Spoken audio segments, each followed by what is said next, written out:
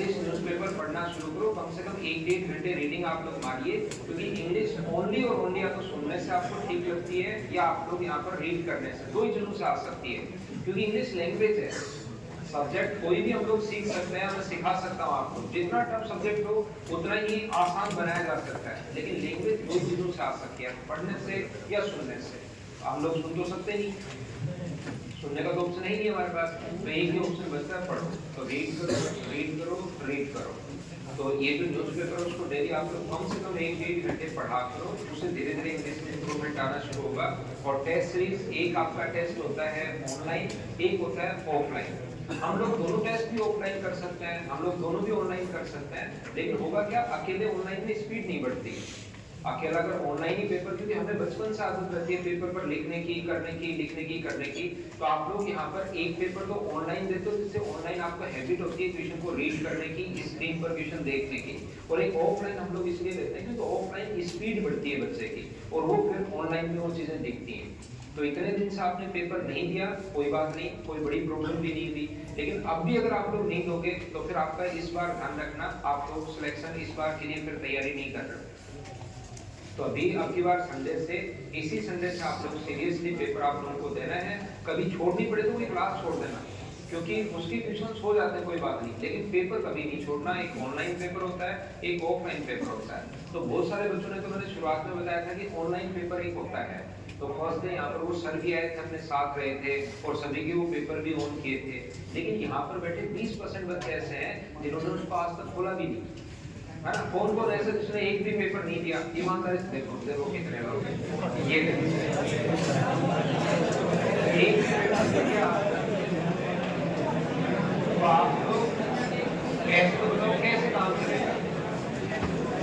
फिर आप लोग बोलते, देखो थोड़ी देर आज मुझे सुनो, नहीं तो मैं पढ़ाना शुरू कर दूंगा, नहीं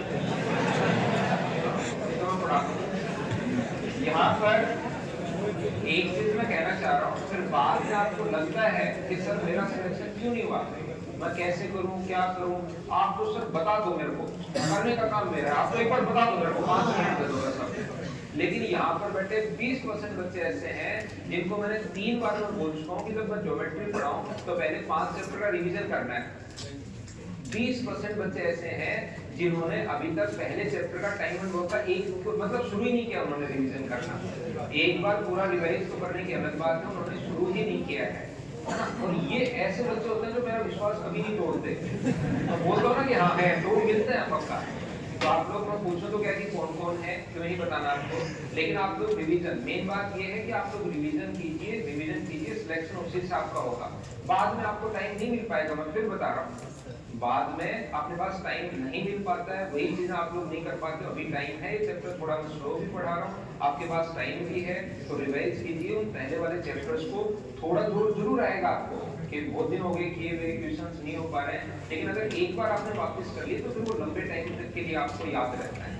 तो आपका CHSL का एग्जाम है, CQ का एग्जाम है, बहुत सारे एग्जाम पूरे साल में होने वाले हैं। इधर से रेलवे के लिए LPT वगैरह की डेट अपने पास आई चुकी है, तो वहां से भी अपने पास बहुत सारे अपने पास एग्जाम होने वाले हैं 2026 में। तो आप लोग तैयारी करना शुरू करो, कम से कम 8 से 9 घंटे डेली पढ़ो, उससे ज्यादा पढ़ने की भी जरूरत नहीं है, लेकिन 8 से 9 घंटे डेली अगर आपने 6 महीने पढ़ लिया, अगर आपने सीरियसली, तो 100% सिलेक्शन आपका होगा। आज तक मैं पिछले 15 साल से पढ़ा रहा हूँ। 2010 में जब आप लोग पहली, दूसरी, अब फर्स्ट सेकंड ईयर हो सकता है स्कूल में जाने की जब सोच रहे थे ना कि आप इस बार स्कूल में जाऊंगा मैं, तब मैंने पढ़ाना शुरू कर दिया था। अभी तक मुझे एक सिंगल बच्चा ऐसा नहीं मिला है जिसने तैयारी की और सिलेक्शन नहीं पढ़ा, एक भी बच्चा नहीं है। क्यों? क्योंकि यहाँ पर बैठे 80% बच्चे पढ़ते ही नहीं है, सिर्फ वो ये कर रहे हैं कि हम लोग तैयारी कर रहे हैं। सिर्फ अपने पेरेंट्स को भी छोड़िए, खुद के मन में बस ऐसे होता है कि मैं तैयारी कर रहा हूँ, मैं तैयारी कर रहा हूँ, मैं तैयारी कर रहा हूँ, सिर्फ और सिर्फ इतना ही होता है। बाकी रियल में तैयारी 80% बच्चे तैयारी करते ही नहीं है। और मैं आपको रियलिटी बता रहा हूँ, 15 साल में मुझे कोई सिंगल ऐसा बच्चा नहीं मिला आज तक जिसने तैयारी कर रहा हो, सही से तैयारी की है, लगा हुआ है और सिलेक्शन नहीं हुआ है, आज तक कोई नहीं मिला। तो आप लोग तैयारी करो, अच्छे से मेहनत करो, इसी बार सिलेक्शन आपका हो जाएगा। 2026-27 में मतलब मिड तक जाते जाते आपकी ज्वाइनिंग आ जाएगी।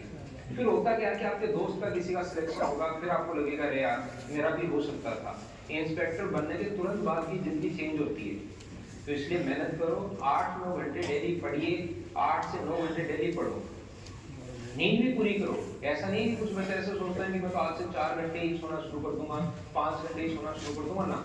नींद भी पूरी करो, 6-7 घंटे की नींद पक्की लेनी ही लेनी है। 7 घंटे आराम से सो, 7-8 घंटे पढ़ो। 7-8 घंटे जो भी आप लोग यहाँ आते हो, कोई आपको मोबाइल देखना है और काम करना है, सोशल मीडिया भी है उसको भी करना होता है, तो सारी ही चीजें हैं। वो 8-8 घंटे के जो रूल है ना अपने पास, वो आप लोग अप्लाई करो। 8 घंटे पढ़ो, 8 घंटे आप लोग 7 या 8 घंटे सो, 8 घंटे दूसरी चीजें आप लोग करो जो आप लोग का मन कर रहा है, जो आप करना चाहते हो। तो आप लोग तैयारी करो बढ़िया तरीके से, अभी मेहनत कीजिए, सिलेक्शन 100% हो जाएगा।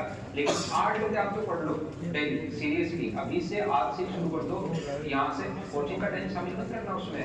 ये मैं बस में जाता हूँ, सुबह 6 बजे उठता हूँ, तो 6-11 बजे आता हूँ, 5 घंटे तो ये हो गए। अब मैं पढ़ता हूँ 3 घंटे, सर ने कहा था, है ना। ये वाला शामिल मत करना। इसके अलावा मैं 8 घंटे की बात कर रहा हूँ। 8 आवर्स आप लोग डेली पढ़ लो। चाहे आप लोग के घर पर कोई भी काम है, कोई भी ऐसा दिन मत छोड़ो जिस दिन आप लोग 8 घंटे नहीं पढ़ो और उसके बाद सिलेक्शन मुझसे लिखवा कर ले जाओ। लेकिन करते ही नहीं, मेहनत नहीं कर पाते हो आप। 3 दिन पढ़ने के बाद होता हो ज्यादा पढ़ लिया, अब मजे करता हूँ।